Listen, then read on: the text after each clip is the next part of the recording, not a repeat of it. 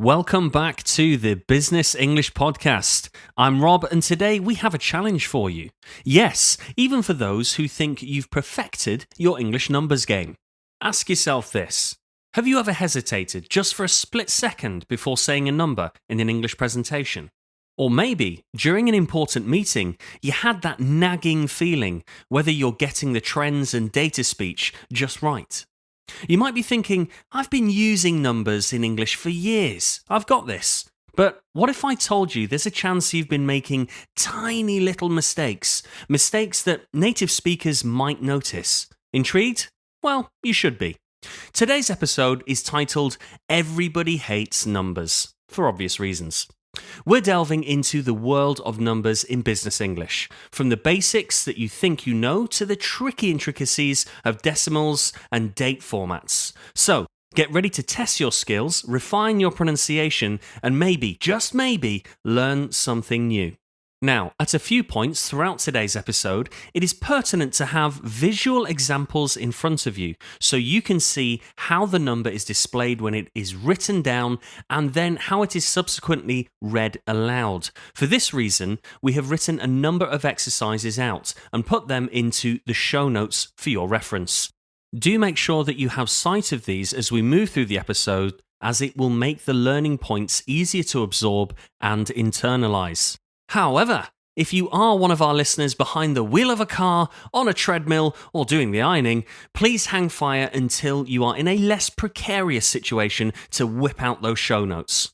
Ready to dive in? Well, let's spin the music.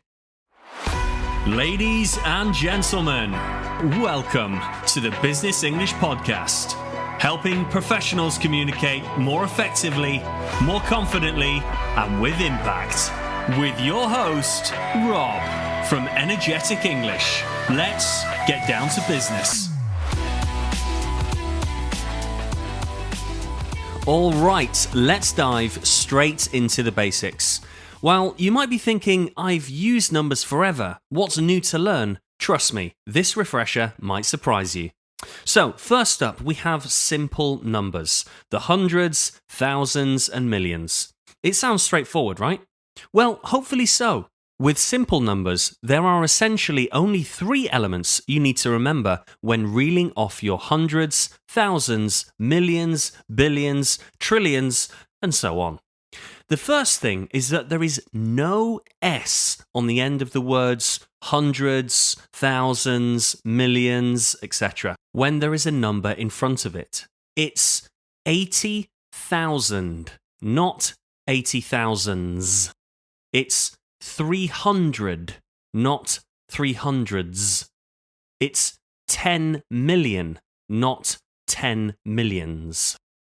Remember, I said when there is a number in front, do not use an S. Here is an example to show the difference. Around 9 million people live in London. Around 9 million people live in London. Or millions of people live in London. Millions of people live in London. So, the first thing to remember is not to use an S. The second key element is to always add an and after saying 100. For this element, please refer to the episode notes under exercise 1, so you can see the numbers as we go through them. So, ready for the example? Here it is. 123. 123. The next one. 123,456. 123,456. Notice I am saying it after each 100, and of course, I'm not using those S's. Okay, last example. 123,456,789. 123,456,789.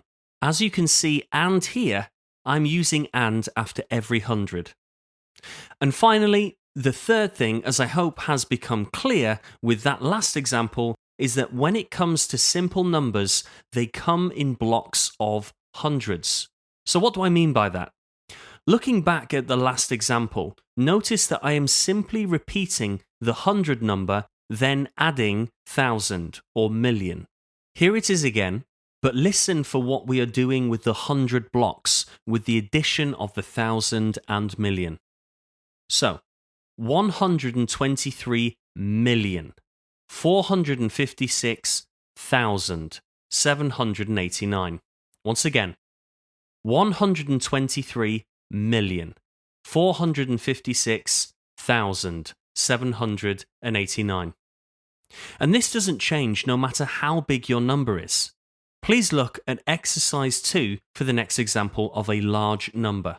Again, pay attention to the blocks of hundreds with the additional 1,000, million, billion, and trillion markers. Okay, here we go.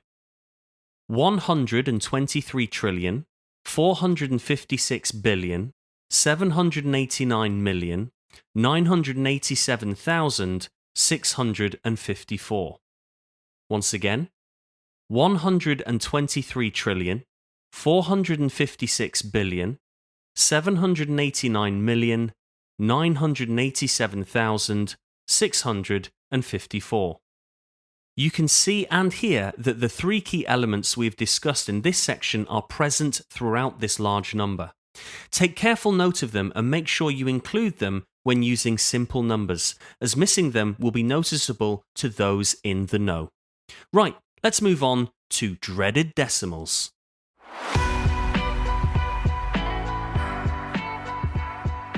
So, the great thing about dreaded decimals is that they're actually not dreaded at all. They are in fact easier than simple numbers. Honestly, you'll see. However, let us dive into what a decimal is first. A decimal is that full stop in the middle of a number, that point after a string of numbers. And that's exactly what we call it, a decimal point. A decimal point. It can also be called a decimal place in more mathematical or scientific settings. But for now, just remember decimal place. Just know it is never referred to as dot. Now, I know that many professional learners find this decimal point confusing, as in many countries, this denotes the separation between hundreds, thousands, millions, etc. However, this function is performed by a comma in English, as you can see from the previous exercises 1 and 2 in the show notes. So, remember, the decimal place is the full stop, and to separate the hundreds and thousands, we use a comma. Now, take a look at exercise 3 in the show notes. Here we have a number that uses both a comma and decimal point. I'm going to read the number paying attention to the three key elements from the previous simple numbers section. Pay special attention to how I acknowledge the decimal point and then how I say the numbers afterwards. Trust me, once you get to the decimal place, it gets really easy. Okay, here we go. 12,345.6789. Once again, 12,345.6789. Now, I told you it gets really easy after the decimal point, didn't I? So the key elements to remember with decimals are, firstly, when reading a decimal out loud, you use the word point, not dot, point. Secondly, after the decimal point, you read out each number individually. It's that simple. Now, just something to keep in mind. When dealing with money or currency and there is a decimal place or point, then the two numbers afterwards are expressed as a whole. Please look at exercise 4 in the show notes. Here we have £12 and 34 pence. £12 and 34 pence. $43.21. $43.21. €98.76. €98.76. Notice that the number after the decimal place is expressed as a whole. Right, with simple numbers and decimals all wrapped up, let us continue on our journey onto more intriguing numerical challenges.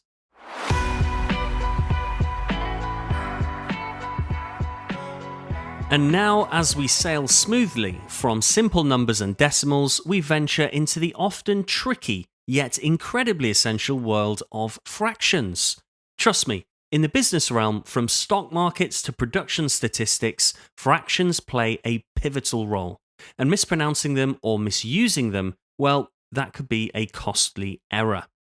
Let's begin with some common fractions. Now, when I say 1/2, what comes to mind? In written form, that is usually expressed as the 1 with a / and then the 2. Take a look at exercise 5 in the show notes. Here we have a list of fractions. Follow me through and see how each one is expressed. 1/2, a half, 1/2. 1/3, a third, 1/3. 1/4, a quarter, 1/4. 1/5, a fifth, 1/5. And then from 1/5, it gets easy to remember, as all you generally need to do is add a th, a th sound to the end. For example, 1/15, a 15th, 1/15. 1/45, a 45th, 1/45. But I'm sure very few of us will ever need that level of detail. Phew. Before we close down this section, a small note. While these fractions are crucial for various business contexts, always remember the audience you're addressing. Sometimes a percentage or decimal might be clearer than a fraction. It's all about ensuring clarity and understanding.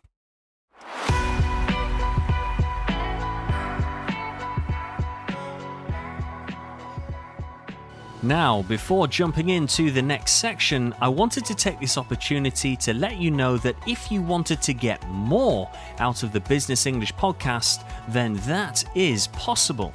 For example, full transcripts complete with timestamps so you never miss an expression, phrase-focused one-pagers to quickly refresh your memory before that next last-minute meeting, pronunciation support to assist with the trickier elements of business English, live read-along transcripts, quizzes, and much more.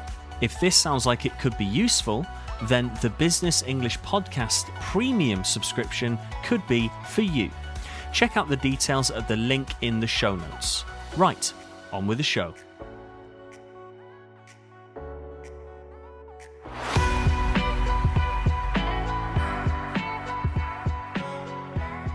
Moving forward, let's dive into the realms of time and dates. And no, I'm not talking about romantic dinners. I'm referring to those crucial years, dates, and times that are all too essential in business. In appointments, deadlines, and milestones, the way we articulate time can make all the difference. So, first up, expressing years. It's simple, we're in the 2000s, right? Well, take a look at exercise 6 in the show notes. Let's take this year. You have the option of expressing it in 3 ways, actually. The first 2 are very similar. 2023. 2023. This is how I would say it. Or 2023. 2023. Notice here it is the addition or omission of the word and that makes the difference. Then there is the third way. 2023. 2023. The number is split into 2 blocks. Now, for many business professionals, this would be their style of choice, as this rule doesn't change apart from the years 2000 to 2009. Here, you have to express the years as a whole, like we did in our first 2 examples. 2003, 2003. 2007, 2007. 2009, 2009. But as we've just mentioned, before 2000, from 1999 backwards, you split the date. In English, you would never express a year as 1989. Just no. It would always be expressed as 1989. So the key point here is always split the date apart from 2000 to 2009, and then you won't go wrong. So here's a little test. What year were you born? How would you say that in the correct year format? What year were you born? Okay, here's another one. What year did you start learning English? What year did you start learning English? Okay, now let's roll into the obvious follow-on from the year format, the devilish date format.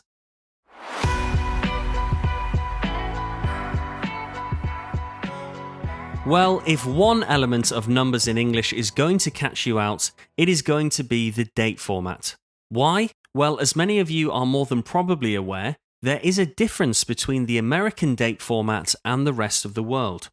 What do I mean? Have a look at exercise 7 in the show notes. In the UK, the date written in the example is the 1st of December 2023 or the 1st of December 2023. But in the US, the date would be understood as the 12th of January 2023.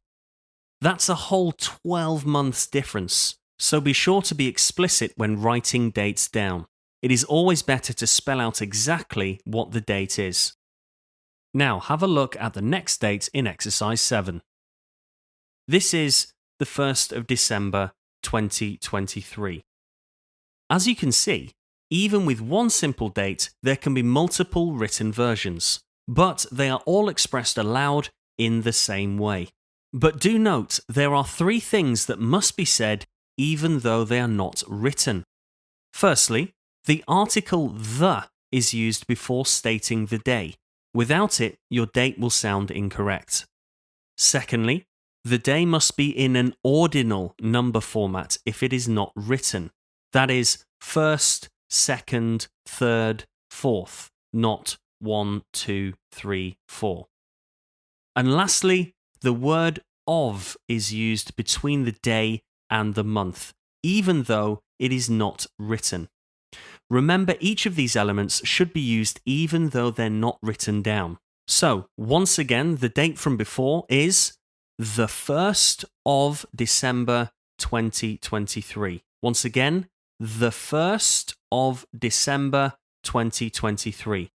That phrase has all 3 elements in there. And before we close down this section, a final point here. You will also hear the day and the month being inverted, such as January 1st instead of the 1st of January. Now, both these expressions are correct, but it's just worth bearing it in mind next time you're in a meeting or on an online conference so it doesn't catch you off guard. I know there was a lot to take in there, but do take the time to study the date format because it is clearly something all professionals need to be conversant with.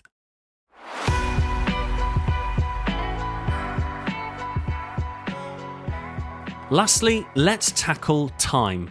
Now, I'm not going to insult anybody's intelligence by going into the detail of telling the time, but rather just pull out a few observations that tend to cause issues.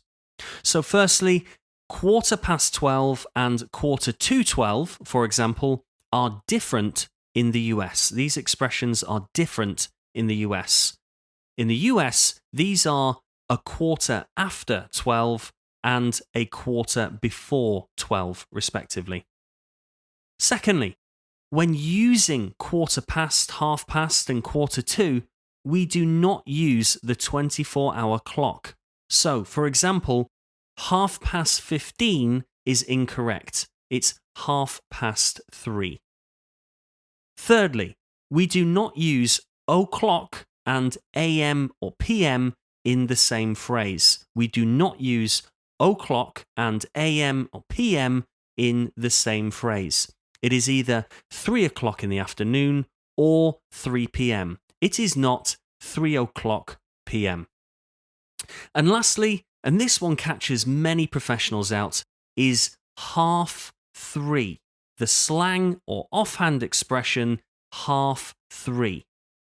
If I say the time is 3:30, it is in fact 3:30. Doesn't matter if it's AM or PM, it's 3:30. I know that in many languages this either doesn't translate or means a different time, but in English, 3:30 means 3:30. And please also note that this does not apply to quarter. We don't say 3:15 or use this expression with AM or PM. It is simply 3:30, 5:30, 6:30, 10:30, etc.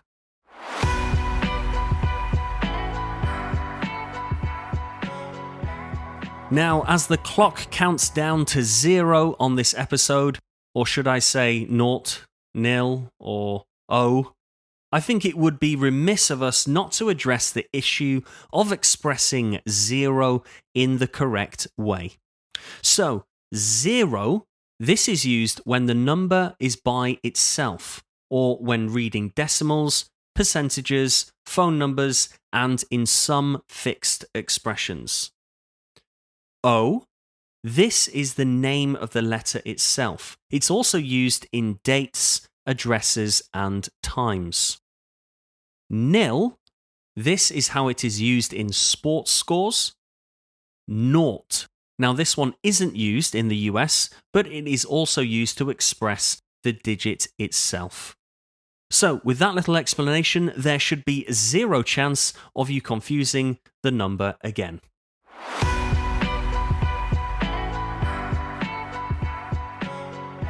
And there we have it. From the basics to the tricky nuances, we've journeyed together through the vast landscape of numbers in business English.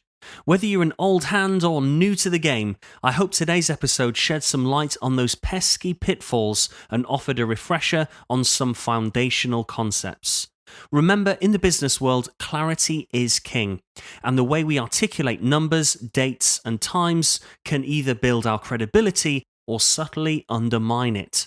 With practice and awareness, we can ensure our communication is always on point, leaving no room for misunderstandings.